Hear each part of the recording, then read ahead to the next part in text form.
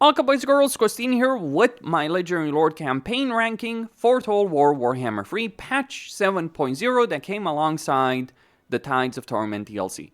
So what I'm talking about here are the campaigns that were either introduced or significantly affected by patch 7.0. And I'm not just talking about racial reworks, I'm talking about the Legendary Lords that were improved directly, even in some small ways, by the racial reworks and Lord changes. It's worth pointing out that every single campaign in this video is a powerful one. So every single Legendary Lord, every single faction is very strong on this list. So what do I judge them by?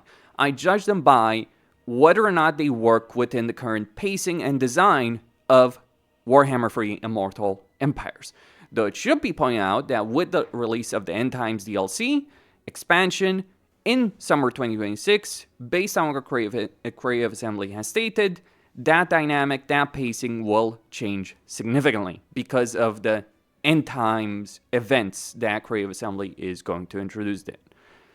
Anyway, starting with Norsca, we have Trog, the Troll King, and his mighty Troll Empire. Trog is an S-tier Legendary Lord campaign to play. Not only does he benefit significantly from the Norsca rework, so buildings, income, favor of the gods, etc., Trog himself, with his Troll Empire and the structures associated to that Troll Empire, does have a really good campaign compared to where it was before. Previously, both Norsca campaigns, so Trog and Wulfric, would have been F-tier campaigns easily, but now Trog is a really, really good campaign to play. He gets a lot of trolls, he gets a lot of benefits to those trolls, he gets more growth, he does have more flexibility in terms of how he approaches monster hunts because of his starting position, and crucially, he's the only Norscan Legendary Lord that can confederate another one rather easily. Wulfric can as well, CL not so much because of his starting position, but Trog does have access to confederating Wulfric rather quickly in a campaign. And the thing with Wulfric, you also get his Seafang teleportation ability if you do confederate him. So Trog is a powerful Legendary Lord with a dynamic and fun campaign compared to where he was before. Then we have Wulfric. Now, in terms of a standalone campaign, if we were to ignore everything else, I would say Wulfric is an A-tier campaign. But there is a small quibble, or not so small quibble. See, Wulfric's entire campaign dynamic is based around him teleporting around the map using Seafang. So that is the main mechanic that he has available in the campaign. He does get an event with some vision over a region or another, all well and good. Here's the thing to mention, however. That mechanic is available if you confederate him as well. So when you consider the fact that in every way imaginable, Trog is just better income, better starting position, better dynamics, I would say Wulfric goes from an A-tier campaign to a C-tier campaign easily. It's not because he's bad, it's just any kind of benefit you have with Wulfric, except a couple of action effects that affect Marauders, you can get to Trog anyway. And besides, with Marauders, given that you have to cast Warriors to recruit right now, given the fact that monsters are far more viable, Fimir, all that, it's less important than when it was before. Not that it was ever very important. Trog was always a better campaign from my perspective, and that still remains the case. Again, Wulfric is not bad. C tier is not bad. It's just, if you want to play Wulfric, your best bet is to play Trog and confederate Wulfric, which you can do very easily by just defeating him in battle. And the way the campaign is set up, you have easy access. It's a natural campaign path to actually end up fighting Wulfric. He likely will declare war on you, and just confederate him as a result. Then we have Sail the Faithless. Again, a reminder, every campaign on this list has a very powerful Legendary Lord, powerful mechanics. But with Sail the Faithless, I'm going to say he's an F-tier campaign, without a doubt. The reason I'm going to say he's an F-tier campaign comes down to the simple fact that his mechanics obviously give him a lot of power, but he has the least amount of growth, no opportunity for confederation of other factions, and his entire dynamic is capture 30 different elements and put altars. He has a lot of Chaos Warriors, he has a lot of power, but just that corner starting situation for Norsca, which is a naval expansion faction, just doesn't work as well as it should. So Wulfric, from my perspective, does leave quite a few things to be desired. But speaking about naval-focused factions, we then have Lokhir Fellhart. Easily the best campaign that came alongside Tides of Torment and patch 7.0. Wulfric is the star, Lokhir is the star of the show. He gets significant naval benefits. Dark Elves have always worked well within the dynamics of Warhammer 3. They were improved with Chaos Dwarves, giving them instant construction, and Lokhir has always had the ability of running around the map with his Black Arcs, using them for recruitment, army recruitment, getting lords, recruiting heroes even, although you do need regular settlements to increase hero capacity. But Lokhir has had victory conditions improvement, Black Arcs improvement, and he also gets access to Aislin's sea lanes if he defeats him, and it is part of your victory conditions. So defeating Aislinn and taking his stuff is just normal for Lokhir to do. You're encouraged to do it, the benefits are significant, so you end up with a campaign that has a lot more movement range, a lot more options, and because Lokhir's army itself can be teleported to Black Arcs from far inland, that gives him a far better campaign path than he already had. And it was already very good what Lokhir was dealing with. Next up, we get to the High Elves, and we start with Tyrion, an A-tier campaign easily. So Tyrion has always been a strong Legendary Lord, in fact, easily one of the stronger Legendary Lords available for the High Elves. Because of his starting position, his faction effects, and his Lord skill line, it's always worked really, really well. And having Ulthuan as a starting position meant that you could more easily confederate the other Legendary Lords of the High Elves.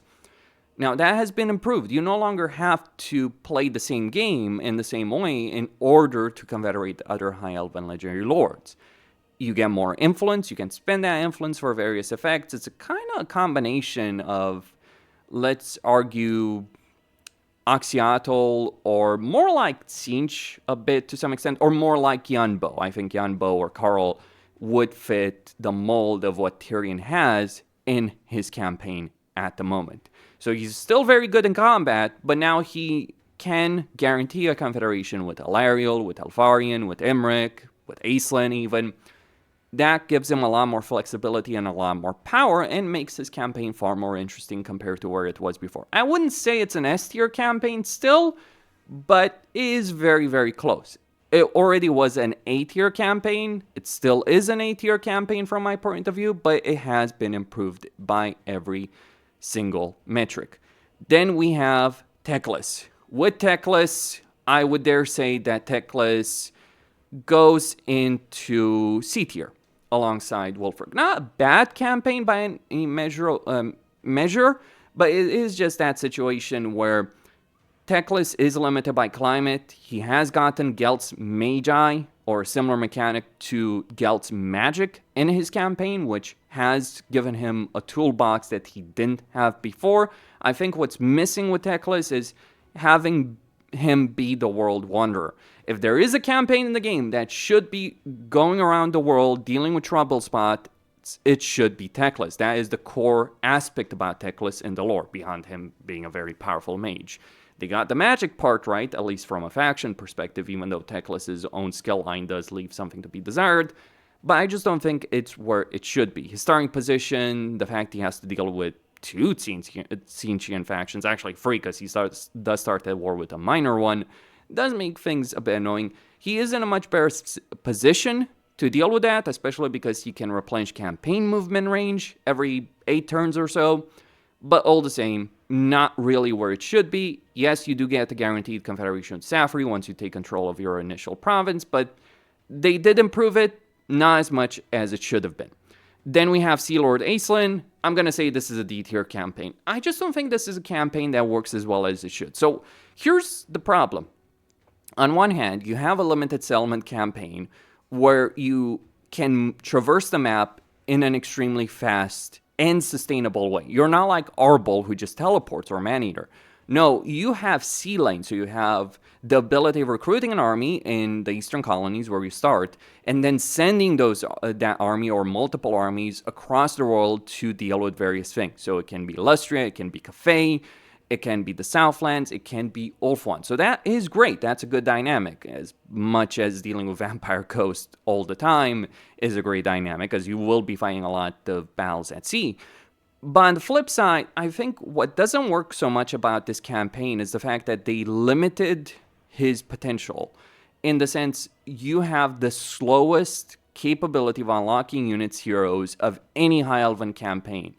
And in general, High Elves have always had that issue where their army variety ends up being limited and their hero variety ends up being limited until they complete their short campaign victory conditions, and even then it's not really the best dynamic. So Aislinn is a lesser version of Lokhir in every single way possible. It's kind of hilarious. Like, Lokhir just looked at Aislinn and said, I'm going to take the one great mechanic you have. Well, what about the rest? It's like, you can keep those. So that is my perspective on Aislinn. I understand that Creative Assembly loves the resource system. I love the resource system that was introduced in Troy. But at the same time, I think the implementation and balancing does leave a lot of things to be desired. Then we have Alifanar, another S-tier campaign. This is the best High Elven campaign by far. Here's what they did for Alifanar, and it's actually shockingly simple what they did. They only implemented one change beyond the High Elven rework, which benefits him from a Confederation standpoint. So that alone is a pretty big deal, because Alifanar always struggled with Confederations. But on top of that, all they really did for Alifanar, beyond Confederations in the High Elf rework, is that now you have Temperate Island and Temperate Climates being viable. Alifanar has always been a powerful Legendary Lord, but the problem has always been the fact that he was always limited by climate, combined with the way High Elves worked. Now that entire dynamic has been flipped on its head, and so he has a lot more room to expand. He is no longer just boxed in Nagron, where you play the campaign, you deal with it, you conquer Nagron, then that's kind of it. Now you have a lot more choices, a lot more possibilities, and things are far more interesting as a result of it. So definitely an S-tier campaign. Maybe not the most popular campaign, but that is my perspective on that subject. Then we have Dakala. Oh yes, good old Dakala. I'm going to put her in D tier. Not a terrible campaign, very powerful Legendary Lord, so is Aislinn. Again, every Legendary Lord on this list, including Sail, are very powerful. My issue though with Dakala has to do with the fact that she starts in the jungle, which is not the best dynamic for a starting position if you're playing a Slaanesh campaign in particular, which is about going around doing good things. She doesn't have unholy manifestations available, so she actually has some limitations in terms of how she can spread her tentacles, if you will, around the world. Like, you look at Nakari. Nakari has unholy manifestations, vassalization for pure diplomacy, and that unholy manifestation, the way they've changed it, is that one of those, the second one, allows you to build a cult, and cults do give you teleportation of your Legendary Lord. Now, you obviously still can build cults, that's not the problem, but I do think the mask's limitations with pleasure palaces and the overall pacing, as well as various bugs and issues, do limit her campaign potential. She is the mortal faction of Slaanesh, so she is really, really good in combat. And look, from an aesthetic standpoint and an animation standpoint, I would definitely say Dakala as a lord is S tier. But from the way her campaign plays, I would struggle to give her more than a D tier. And then finally, we have the Mask, B tier.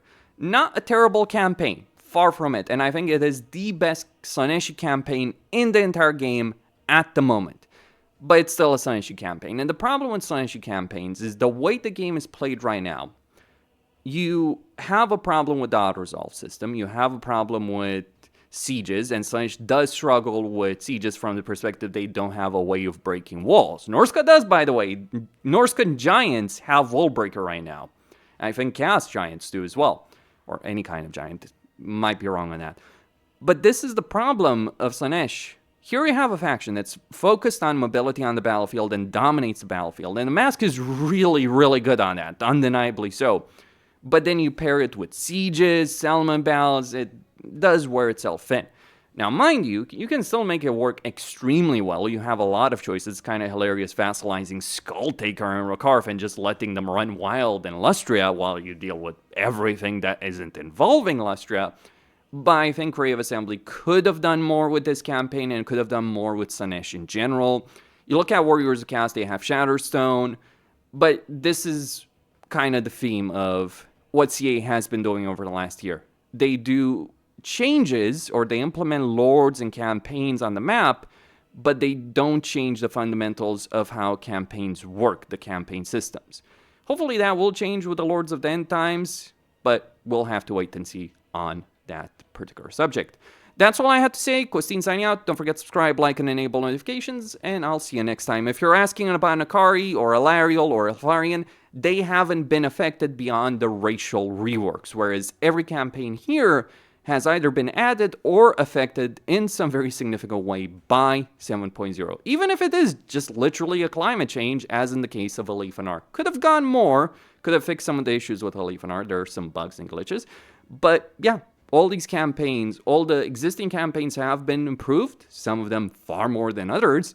But again, these are some of the most powerful legendary lords in the game right now, and I'm not trying to pretend they aren't. I just think some of them play better than others. Stay tuned.